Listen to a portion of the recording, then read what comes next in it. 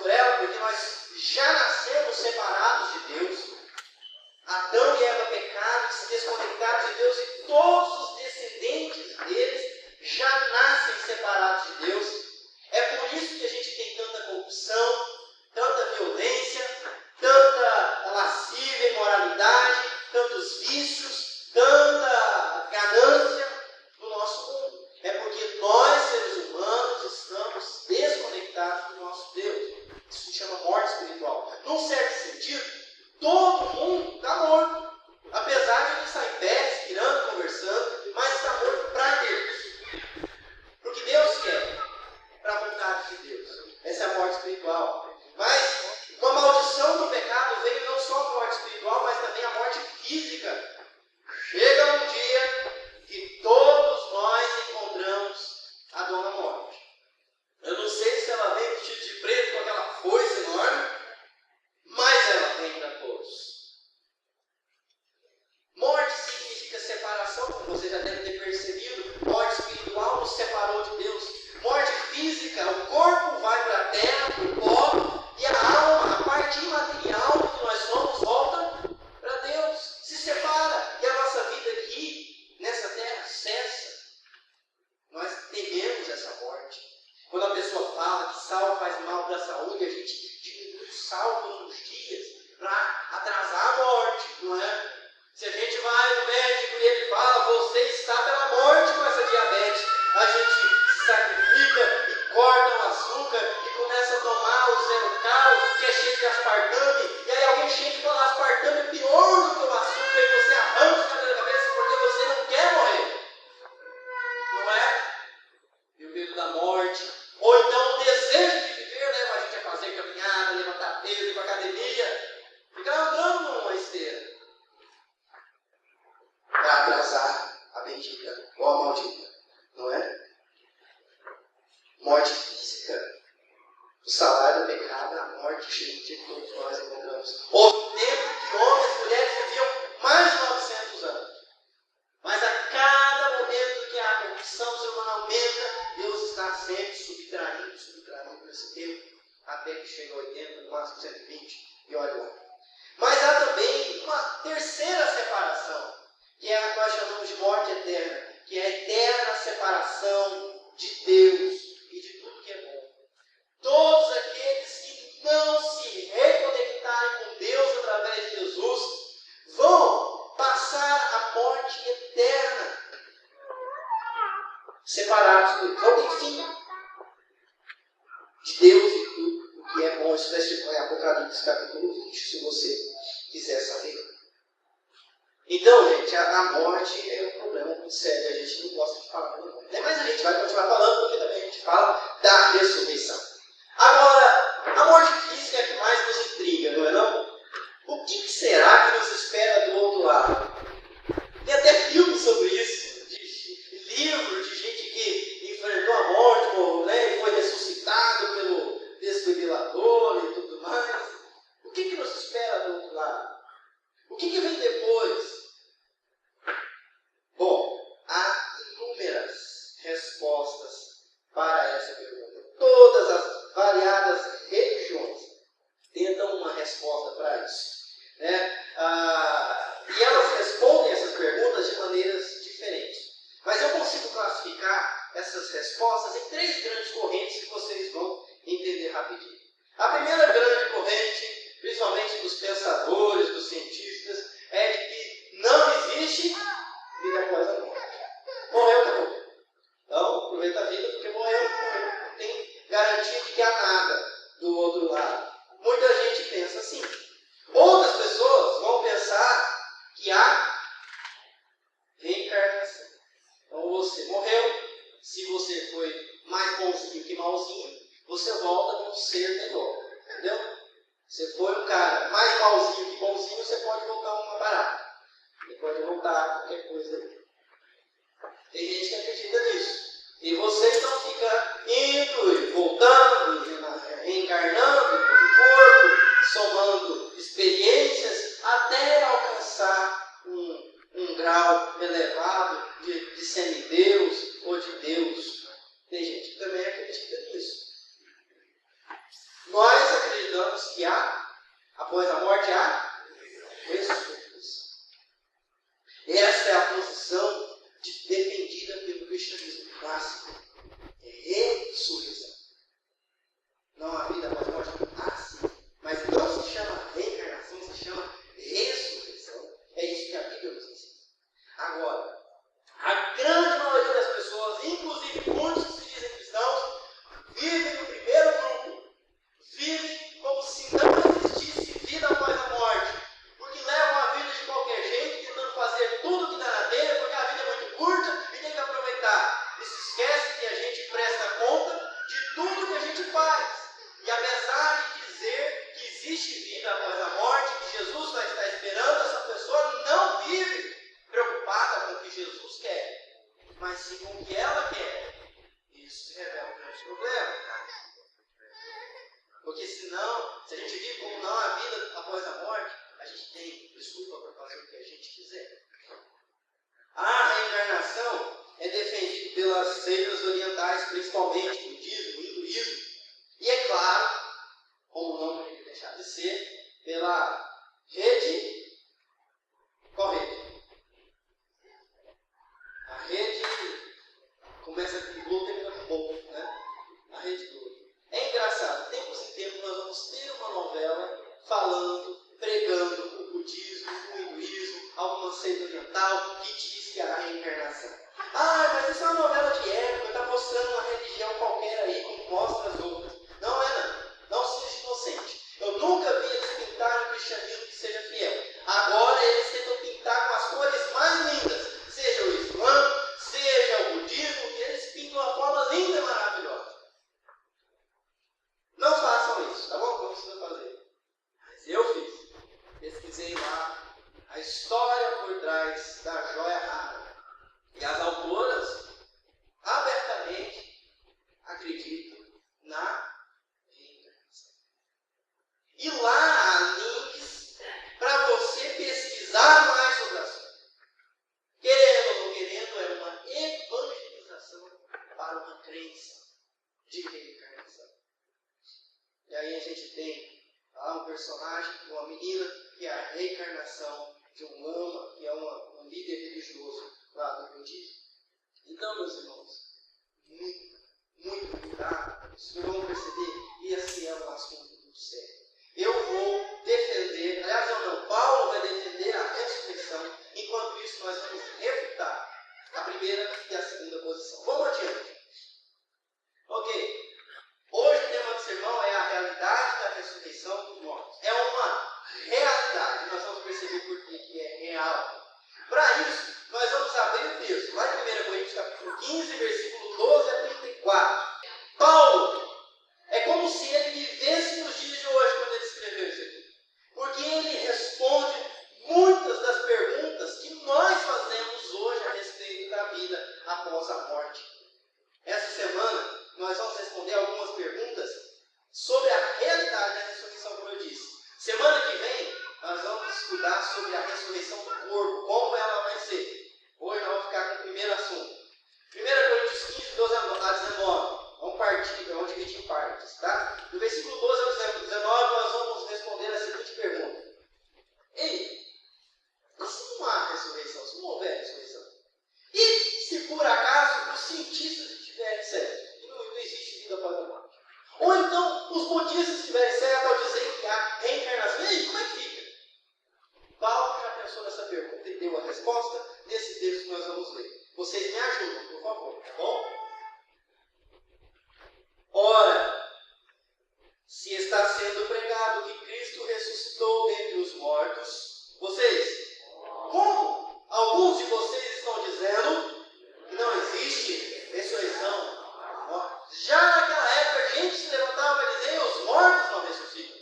Mas a mensagem que os apóstolos estavam pregando é que os mortos ressuscitam, porque Jesus ressuscitou. Vamos lá, versículo 13. Se não há ressurreição dos mortos, nem Cristo ressuscitou. E se Cristo não ressuscitou, é inútil a nossa pregação, como também é inútil a fé que vocês têm.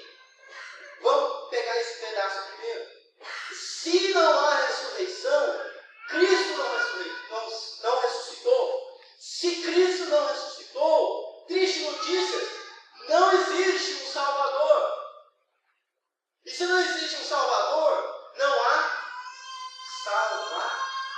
salvação e você está perdido. Eu estou perdido. Está todo mundo perdido. Se Cristo não ressuscitou, nós estamos fritos. Quem já foi salvo alguma vez? Já foi salvo, literalmente. Você quase partiu dessa. Foi salvo. Ninguém. Valéria, né? Tá? Alguém arrumou? Olha, tem mais gente aí. O que foi? Foi um carro que estava quase te pegando? Foi um trem? Olha, eu vou dizer para vocês. Eu já fui salvo. O nome do meu salvador era tio Zé.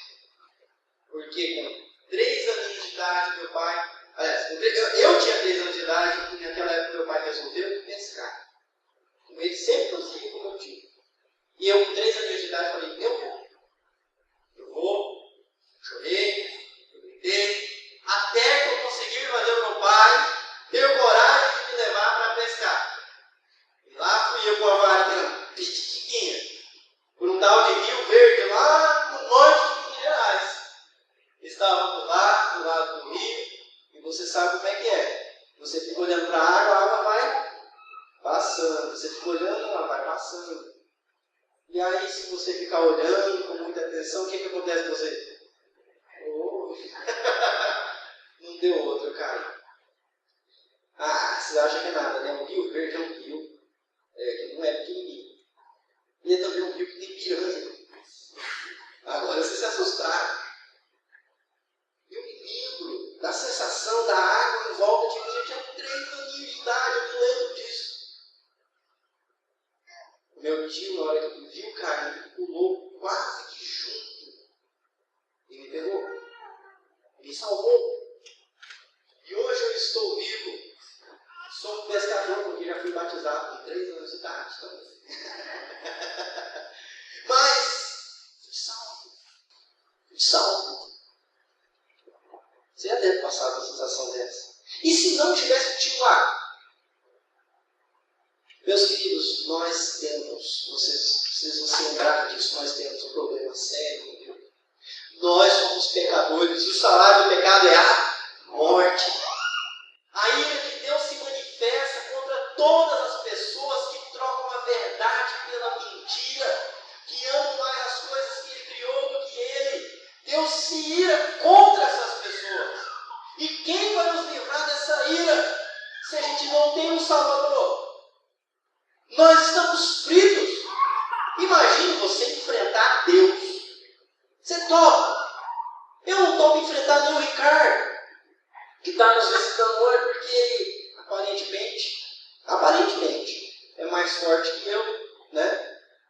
Não topo. Mas imagine você enfrentar Deus, Todo-Poderoso, como seu inimigo.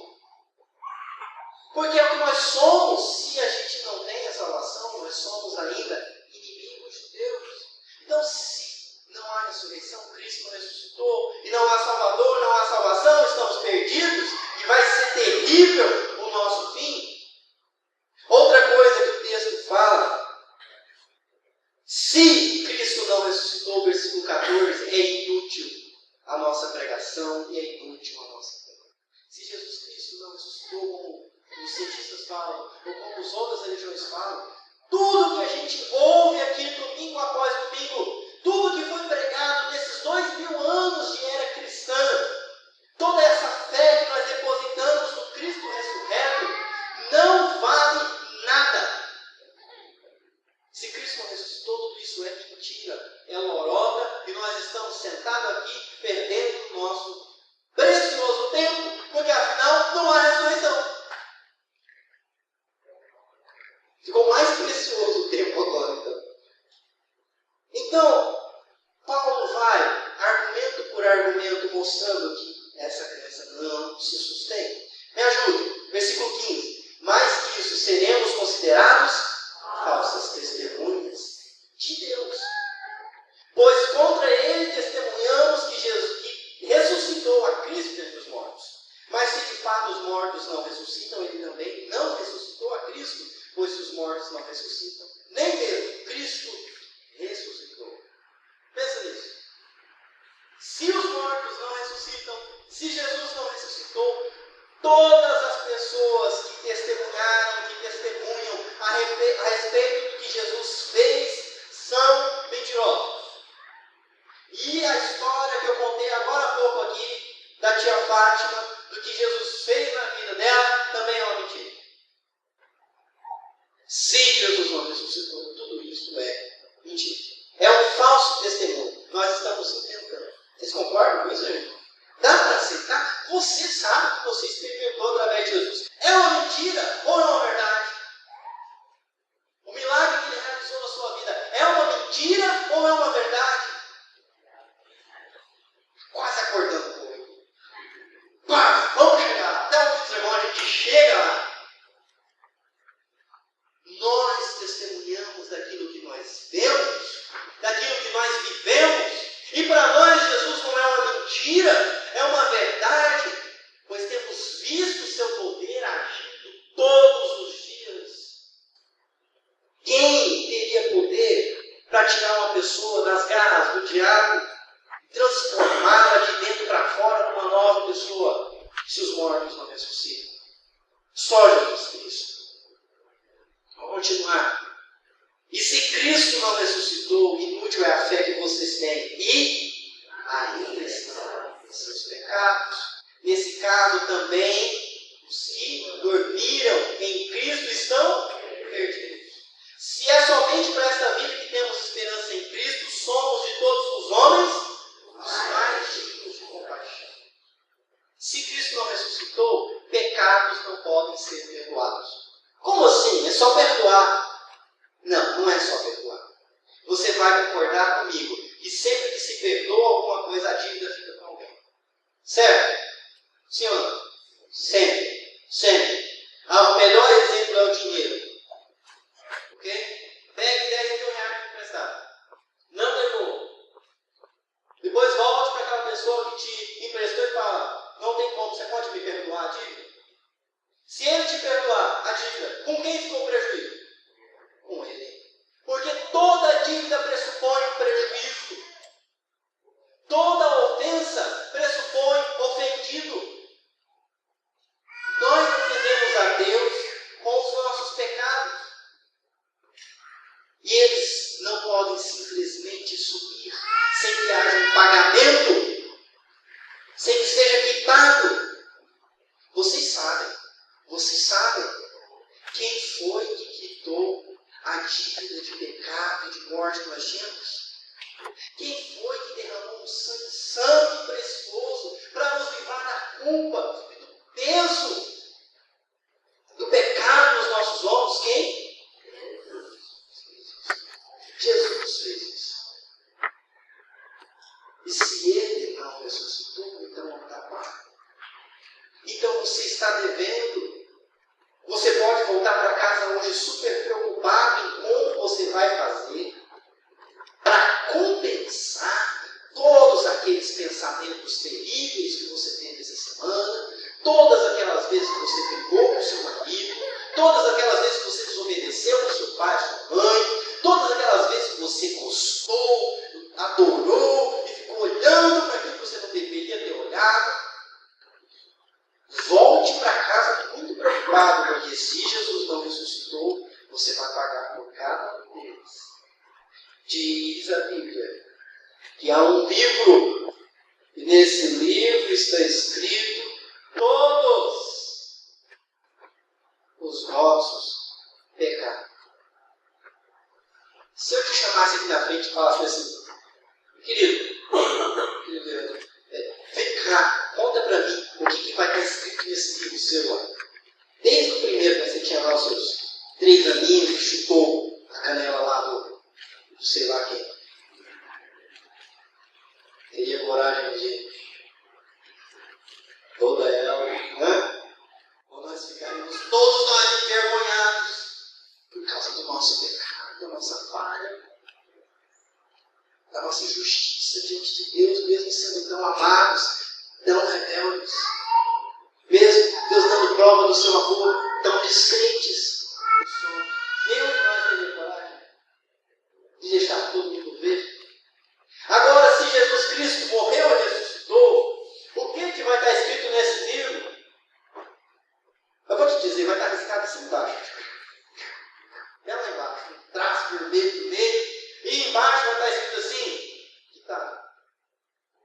Quitado, não deve mais nada. Por quê? Porque o Leandro se tornou bom e compensou as suas dívidas? Não. Mas porque Jesus pagou. É pela fé nele que a gente entende isso. Ok? Então, meus irmãos, isso é muito importante. Os pecados não podem ser perdoados se Jesus não ressuscitou. Outra consideração de Paulo: todos aqueles que dormiram, a palavra é dormiram, você sabe o que significa dormiu? Todos aqueles que dormiram em Cristo estão perdidos. Estão dormindo aonde, meu Deus do céu? O que isso quer dizer, dormiram? Quem sabe? Morrer. Já vai gravando. Porque nós cremos na ressurreição, a gente não diz a gente morreu, fulano morreu. Não, a gente diz fulano dormiu. Porque nós vamos levantar de novo, não é isso? Então nós estaremos dormindo, esperando a parte material voltar para se ajuntar com a parte material, ser glorificado e a gente se renascer para uma nova vida com Cristo. Então, crente que crê em Jesus Cristo, que crê na ressurreição, não está morto, está dormindo. É por isso que a Bíblia fala que os crentes dormem no Senhor Jesus Cristo. Mas se Ele não ressuscitou, todos os irmãos, os apóstolos que foram assassinados pela fé no Evangelho, todos os nossos irmãos que nós conhecemos e temos uma grata lembrança da fé deles, morreram fiéis a Jesus Cristo, eles estão perdidos. Em outras palavras, não passam de idiotas, se nós formos crer que não há ressurreição. Deixa eu tornar um negócio um pouco pessoal. Se não há ressurreição, o irmão Ivar não passou de idiota. O irmão René, que foi fiel até o fim, não passou de idiota. Não é? O tio Armando, que vivia para servir Jesus Cristo com todo o coração. Tudo em vão. Tudo em vão. Porque acreditou na mentira? Será? Se é somente para essa vida que temos esperança em Cristo, somos de todos os homens, vocês, os mais dignos de compaixão. Sabe que a nossa tradução é muito camarada, muito educada. Eu fui procurar o texto lá no grego. A palavra aqui é muito mais forte do que compaixão. Se a nossa esperança em Cristo é só para essa vida, para as bênçãos que Ele dá para a gente aqui e depois não tem mais nada, nós somos miseráveis. Os piores miseráveis da terra. Porque passamos a vida inteira perseguindo a mentira, que se revela mentira no final, e a gente não aproveitou a vida como os outros aproveitaram. Que miséria! Que miséria se não há ressurreição dos mortos. Bom, mas não fica só aí. Paulo começa agora a falar, e se Jesus ressuscitou? Vocês viram tudo que a gente perde se Jesus não ressuscitou? Não dá nem para acreditar num negócio desse. Agora, se Jesus ressuscitou, vamos ver tudo que a gente ganha do versículo 20 até o versículo 28. Me ajuda. Mas de fato, Cristo ressuscitou. Mas de fato, ele acredita, é uma verdade. Cristo ressuscitou dentre os mortos, sendo ele as primícias entre aqueles que dormiram. Vou traduzir no português claro. Jesus é o boi que abriu a porteira. Entenderam? É o boi que abriu a porteira, é o primeiro. O mais inteligente, o mais capaz. Abriu a porteira. E agora nós, pela fé que temos nele, todos nós vamos ressuscitar sim. Quem ele crê vai ressuscitar como ele. As suas palavras são muito claras. Quem crê em mim, ainda que morra, viverá. Por isso te glória, esperando ele vir nos acordar. Eu me lembro de uma vez que eu vibrei no funeral. Nunca vi falar um negócio desse. Vibrar no funeral. Mas é que naquele dia o pastor estava inspirado. Enquanto o povo estava fechando o caixão, ele pegou o microfone e falou bem assim: hoje nós estamos fechando esse caixão desse senhor, dessa senhora que foi fiel a Jesus até a morte. Mas quem vai abrir é o Senhor Jesus Cristo. E aí todo mundo vibrou. Porque é disso que nós estamos falando. Jesus ressuscitou. E nós que cremos nele também iremos ressuscitar. Ele é o primeiro, ele é a primícia. E os outros seguem.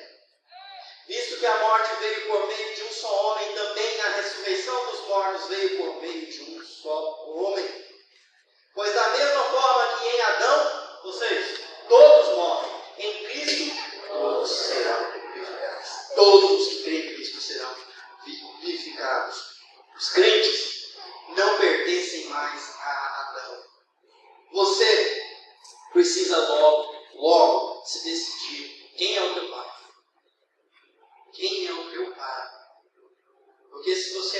de Adão, lhe aguarda o castigo de Adão. Se você é filho de Adão, você é um pecador, e lhe aguarda a morte. Se você é um filho de Jesus Cristo, você foi perdoado, salvo, limpo pelo sangue de Jesus, recebe a justiça dele e no lugar da morte recebe a vida dele. Você precisa logo se decidir de quem você é filho. Alguns vão dizer que não é bem assim. O negócio é você fazer o bem. E Deus ama quem faz o bem. Quem ama o próximo, quem ajuda os pobres, quem vai à igreja. Deus vai honrar, Ele não vai rejeitar essas pessoas. Então, o que importa é você ser uma pessoa boa, certo?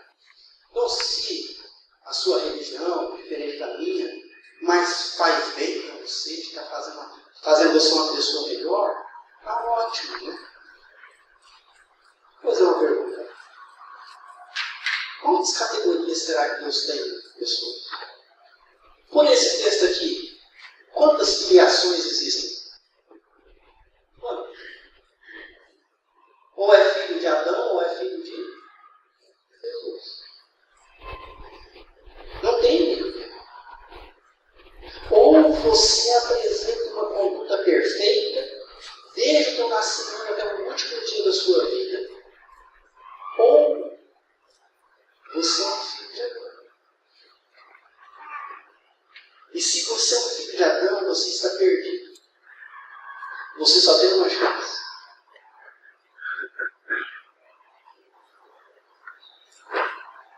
Crer que Jesus é o Filho de Deus, que morreu na cruz pelos seus pecados, para te dar uma nova vida.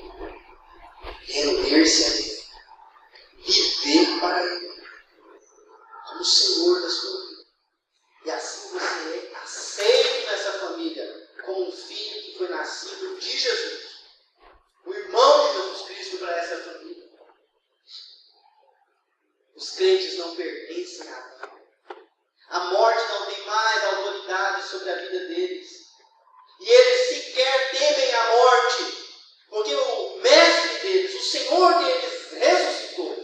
E eles creem que aquele que ressuscitou Cristo dentre os mortos vai ressuscitar aqueles que creem em Cristo também. E por isso eles vão herdar a vida eterna, a vida abundante. Todos serão vivificados. Continuando o texto, mas cada um por sua vez. Cristo primeiro, depois quando Ele vier, os que lhe pertencem. Eu vou explicar melhor isso semana que vem. Então virá o fim, quando Ele entregar o reino de Deus ao Pai, depois de ter destruído todo o domínio, toda a autoridade e todo o poder. Pois é necessário que Ele reine até que todos os seus inimigos sejam postos debaixo de seus pés. Outra coisa interessante, porque há ressurreição, os crentes viverão eternamente no reino de Deus. Esse reino que nós vivemos aqui é passageiro. E digo mais, esse reino aqui não presta, ele é ruim demais. Desde que o pecado entrou nesse mundo, o negócio aqui não funciona. É ou não é? Nada funciona. Você passa manteiga no pão, deixa ele cair, como é que ele cai? A manteiga para baixo. Aí não tem jeito de limpar a sujeira. Tudo nessa vida parece que tende a ser ruim, tende a ser incompleto. As coisas nunca acontecem de um jeito a deixar a gente satisfeito e feliz. Não é? Família vai bem, trabalho vai mal. Família vai bem, trabalho vai bem. Eu estou mal. Tanta coisa acontece para nos deixar tristes, complicados. Não é não? Até a tecnologia que existe para facilitar a nossa vida parece que existe só para nos importunar. É ou não é? Você tem um celular para poder falar com o que você precisa na hora que você precisa. Aí na hora que você precisa, acabou o tempo. Não é não? A gente tem a tecnologia, né? Gás. Lá em casa para fazer, não precisa pegar lenha, não precisa ficar soprando, né? Não precisa ficar lá abanando aquela fumaça lá. Aí chega uma visita, o que acontece?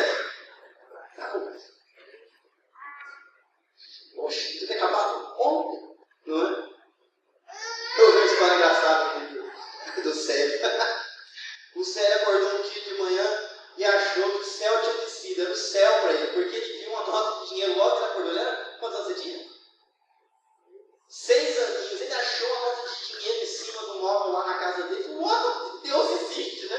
Pegou o dinheiro feliz da vida, foi direto para a venda, comprou tudo quanto é doce que ele pôde comprar, voltou para o seu quarto e comeu aquilo ali com muita alegria. Deus existe, com certeza. Muito feliz. Todo mercado. Dormiu com a barriga cheia. Acordou com a mãe dele. Pergunta, meu Deus, cadê o dinheiro do gás? O gás está lá esperando. Cadê o dinheiro do gás? Estava aqui, moço. Ai, meu Deus do céu, o dinheiro do gás. Até que a mãe foi lá procurar o Celinho. Você o dinheiro do gás foi lá o Celinho. Todo mercado, doce, né? Todo satisfeito. Ah, meu Deus do céu. Para ele era o céu. Para a mãe foi uma tremenda uma enrascada. O cara do gás lá na frente. Coitado do céu. Coitado do céu. Porque o céu veio do inferno de uma hora para outra. Você pergunta para ele, ele conta os detalhes, não vale a pena contar aqui. Mas, gente, parece que as coisas acontecem assim, essa vida, esse reino que nós vivemos, é um reino que jaz no maligno. É um mundo corrompido, ruim, cheio de problemas.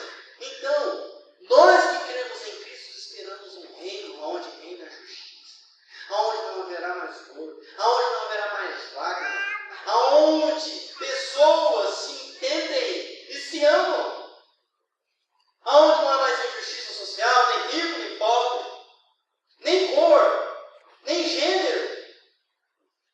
Mas tudo é perfeito, porque todos existem e vivem para glorificar a Deus como a gente foi criado para ser.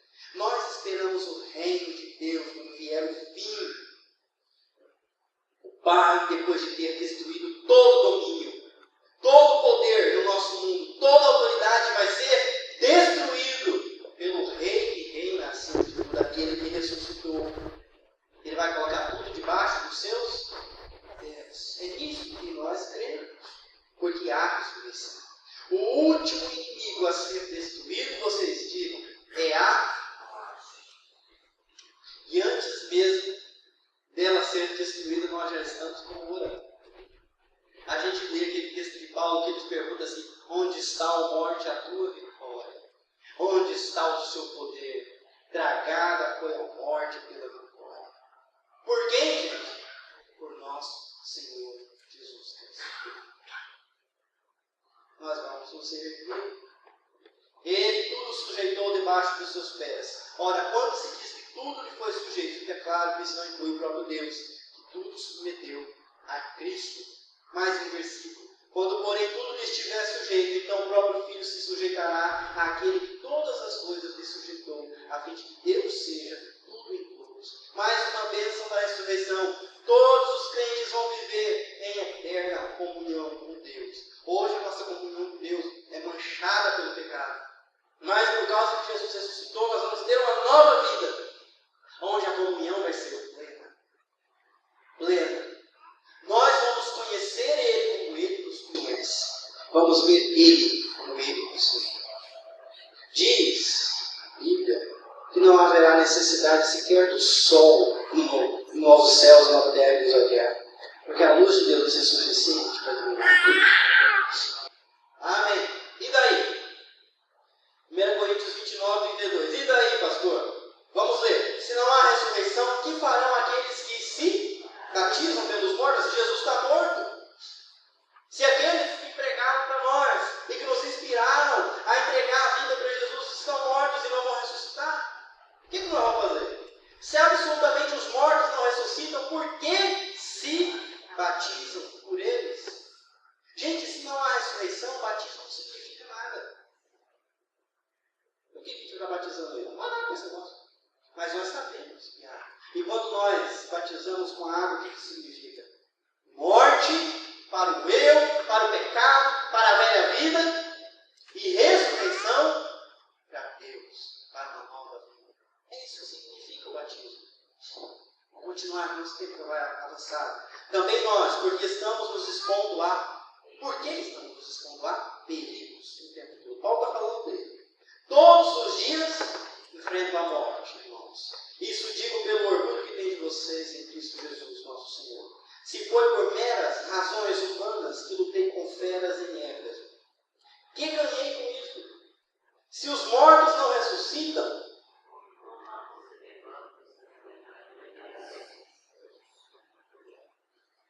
se não há ressurreição, os discípulos de Jesus desperdiçaram suas vidas e morreram por nada. E eu penso que a morte deles foi tranquilinha, não. Só um morreu feliz, o resto tudo, ó. Pedrada, decapitado, maltratado, até morrer. Morreram em vão. E se os mortos não ressuscitam, seria melhor se ter gastado tempo com outra coisa, melhor não, já que a vida é tão curtinha. É por isso que Paulo termina: comamos e bebamos, porque amanhã, se nós não acreditamos que há outra vida, gente, para tudo. Ok? Pega a Bíblia e fecha. Guarda. Guarda, certo? Você não tem isso aqui não é verdade. Se a gente está pregando uma mentira, guarda. Vamos assistir o Fantástico, é legal. Vamos comer até morrer. Só tem essa vida, comer é bom. Ou vamos beber. Aproveita a vida como você quiser, então. Você sabe que eu estou sendo bom, né? É o que Paulo diz. Vamos lá. O que isso tem a ver comigo, pastor? Eu quero que você leia bem forte essa palavra. Não se deixem as más companhias os bons companheiros. Não se deixem enganar. As más companhias corrompem os bons companheiros. Em outras palavras, fique esperto, meu irmão, fique esperta, minha irmã. Fique esperto com quem você permite lhe influenciar. Fique esperto com o que você lê. Fique esperto com o que você acredita. E com as pessoas que você ouve. Porque o mal existe para lhe corromper através do engano. E ele não precisa enganar quem já está no engano. Ele precisa enganar quem está. Fica esperto. Não se deixe enganar. Se você crê em Jesus, não se deixe corromper. Essa palavra é muito forte, corromper. Não há outra razão para se pregar que os mortos não ressuscitam, que Jesus ressuscitou, senão dizer, tudo está numa boa, Deus é bom, a gente pode fazer o que a gente quiser, Ele vai aceitar. Na realidade, a gente nem sabe se Deus existe mesmo, não é? É o que dizem lá fora. Faz o que você quiser, faz o que você gosta, não se preocupe. Ninguém sabe se vai ter um julgamento mesmo. Não se deixe corromper. Vamos ler o último versículo. Como justos, recuperem o bom senso e parem de pecar. Vamos parar por aqui. Eu acho interessante. A Bíblia está lhe chamando de justo. Quem aqui é justo pelo tamanho? Quem é perfeito? Vamos lá, perfeitinho. Vamos ver. Não tem ninguém. Mas quem é justo aqui através de Jesus? Aí tem. Eu sou justo. A Bíblia está chamando os crentes de justos. Como justos, recuperem o bom senso. Gente, acordem para a vida. Ouçam o que o pastor de vocês está falando. Não vivam como se não existisse prestação de contas. Não vivam como se essa vida não fosse terminar e depois não tem mais nada. A vida que é curta é apenas a introdução de algo muito maior. E é lá que importa. Então viva pensando nas coisas do alto. E se você perder a sua vida buscando as suas coisas, vai lhe faltar a vida do lado. Agora, se você abrir mão das suas coisas, dos seus sonhos aqui, você vai ter vida do lado de lá, se você colocar a sua fé em Jesus Cristo. E empenhar todos os seus esforços para buscá-lo, amá-lo,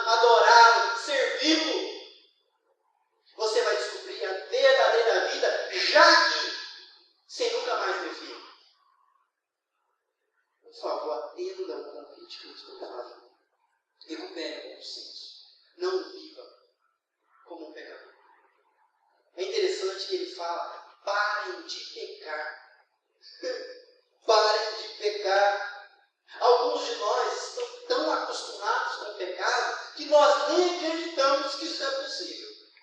Não é não? A nossa ideia é a seguinte, a gente peca, a gente confessa, a gente peca, a gente confessa, a gente peca, a gente confessa, a gente peca, a gente confessa. E pronto, acabou. Não é assim. Se fosse assim, não estaria escrito aqui, leia vocês. Parem! Stop! Parem de pecar. Deus iria nos pedir algo impossível. Deus nos diria, sede santos, porque eu sou santo. De brincadeira, só passo água na nossa cara. Deus nos falaria, sede perfeito, como eu sou perfeito, só para rir da gente tentando. Não, ele pede porque ele já providenciou um meio para nós vivermos dessa forma. É por causa que Jesus Cristo morreu e ressuscitou que eu e você podemos ter novos gostos, novas vontades. Meu irmão, irmã, sonhe, persiga a realidade de ter prazer em ver a Bíblia, de ter prazer em orar, de ter prazer em estar com Deus e de conseguir poder deixar para trás o pecado. Qual é o pecado? Que é uma bofetada no teu rosto, sempre voltando. Porque Jesus Cristo morreu por esse pecado e ressuscitou. Você pode pegar esse pecado e colocar para morrer e receber uma nova vida. E a vitória sobre isso. Qual é o pecado? Qual é o vício? Qual é o problema que te subjuga e te faz andar ajoelhado, mesmo crendo em Jesus? Você está sendo enganado. Jesus morreu na cruz para te fazer livre desse pecado. Ou desses pecados. Eu não sei qual é o teu defeito, não sei o que você peca. Eu não sei quem você machuca. Mas isso não precisa ser assim. Porque Ele levou sobre si o nosso pecado. O castigo que nos traz a paz estava sobre Ele. E por causa das suas feridas, nós fomos sarados. Eu acredito nisso. Eu acredito numa nova vida. E eu olho aqui de cima, eu vejo, cara, pessoas que eram de um jeito e são de outro. Que milagre aconteceu?